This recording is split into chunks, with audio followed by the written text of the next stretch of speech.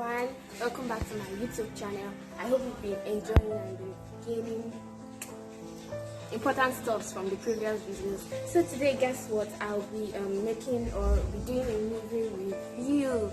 Yes, this is like a fresh new content on a movie that was just released recently, Wildflower. So the thing is, actually, two of my friends recommended the movie to me, but I actually didn't know it was about rape until one of them actually told me that was how I recommended it. So I just saw the movie and decided to make a review about it. So follow me as we do this. So very briefly, I'll be talking about the cast. It was produced by Vincent Okonkwo. It was written by Nneka Ojo, Ni Akimolayo, Mani, Amaka Chidioka. Yeah, and the cast of the movies are Adeyemi Okorawo as Mr. Gowon, Toyin Abraham Adeyemi as Mama Adaolisa, then Damilare Kuku as Rolly, then Nosa as Prince Jimmy, Divine Angel as Cecilia, then Obi Michael as John Tanner, and so many other casts. So now we'll be talking about the movie as a whole. So really, I'm very impressed and I'm glad about the fact that movie industries in Nigeria are starting out to create awareness about sexual assault, or using it as an awareness to tackle this issue of sexual assault committed against women and even men.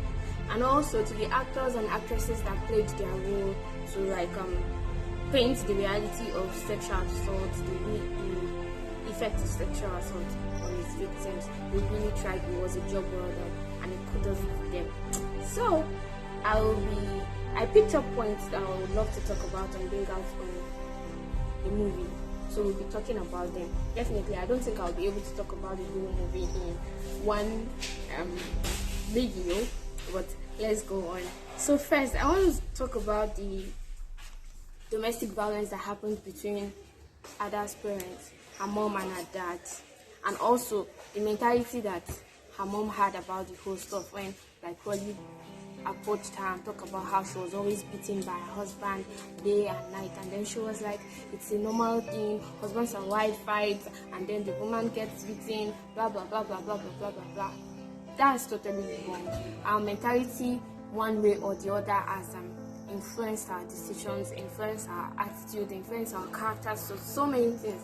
So I feel like that's what is actually happening in the real sense. If you approach some victims of domestic violence, they'll tell you they're not ready to move out of their husband's house. They'll tell you that's how their husband is.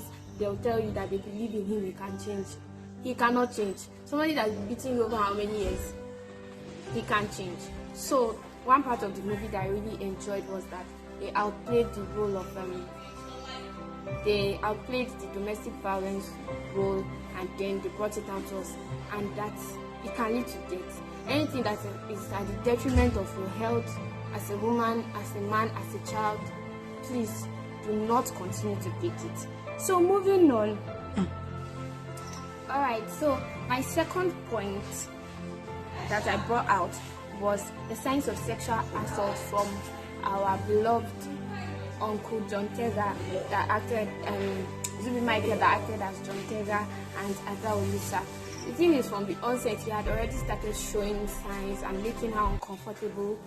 His touches, his approach, always asking her to come into her room to deliver stuffs, because her mother sells stuffs and all that, to deliver stuffs, or make it conditional for her to come into the room before she can collect her money. Those are already signs of sexual harassment. The moment somebody is beginning to place sexual gestures at you, touching you unnecessarily, uncomfortably, it is sexual harassment. So that is another part of the movie where I felt like the actors, the producers really brought out sexual harassment in its form, how it can be penetrated, or how it can show forth. And also the other part was where the mom did not actually believe her daughter about the fact that this guy is sexually harassing her, or she was not comfortable with going to the guy's house. It is also important that as parents we understand that we need to believe our children no matter what they say. We need to act as protectors. We need to be sensitive. I felt like she was really not sensitive about Adelisa's complaint about her not being comfortable to go to his place and that. So it is important as children,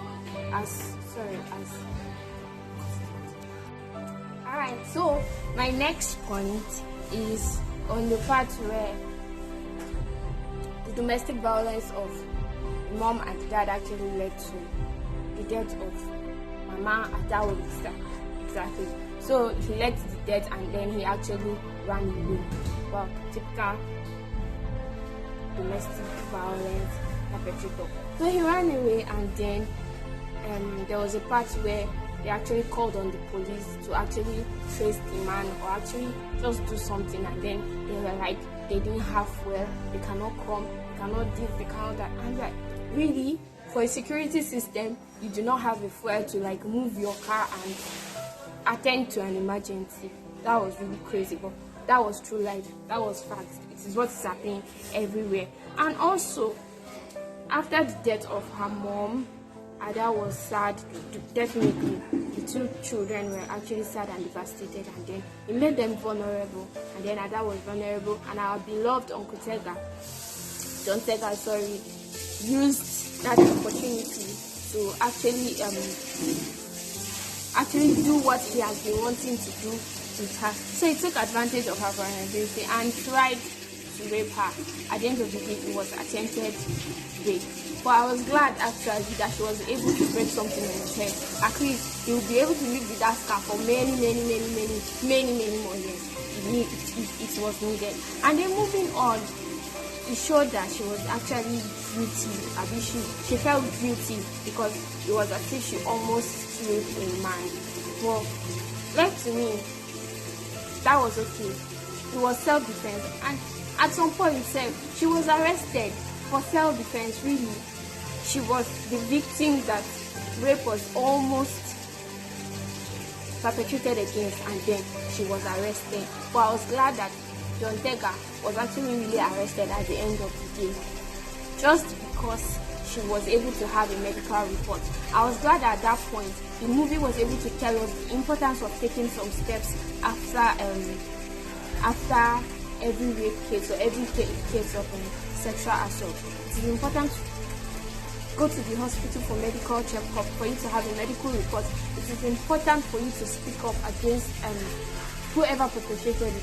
Go to the police station immediately, because what the society do most of the time is victimize the victim, stigmatize them, ask them unnecessary questions. But when you have legal documents to show forth for what has been perpetrated against you, it is you are being able to get justice. So it is important for us as a society to know the necessary steps to take when this kind of issues happens to us. So I was very impressed about that part that was shown out to the public. Also, I also took note of a part where I'm very sure most of us would not take note of, was Ada's younger sister Cecilia. They made us know that it actually affected her in a way that she was actually suffering from PTSD, because she just suddenly became silent. And yes, it is very true. After the death of her mother, the attempted rape of her sister, she was showing signs of PTSD. But Rolly actually said that she was going to be taken to a therapist. Was she taken? We do not know.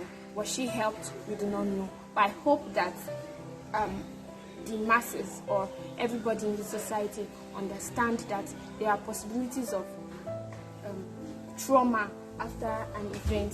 There are possibilities that the victims or the survivors' emotions and even physical self might be affected. So please let us understand that violence really has aftermath on the survivors. So because I feel like also in Nigeria, the place of trauma, or the place of, how would I put it now, the traumatic experience that the victim has undergone really has effect on the traumas and the survivors' mental health and emotional health. Because I feel like Why should you be depressed? Why? You should take it away from your mind. But really, it has a way of affecting our emotional health, our mental health, our physical health as a whole. So, yeah, that is it. And also, this is going to be the end of a part 1 of this review. Definitely, this is not the end. There are still many things to unfold in this movie, and I'd like you to stay tuned for the next video. And before the end, have you seen the movie? If it's no, I really recommend the movie to you because it's really going to help you to understand what sexual assault really looks like. And if you've seen the movie, please can you kindly give your views, your opinions, what you think they should have added to the movie. And that's it. Thank you. Bye.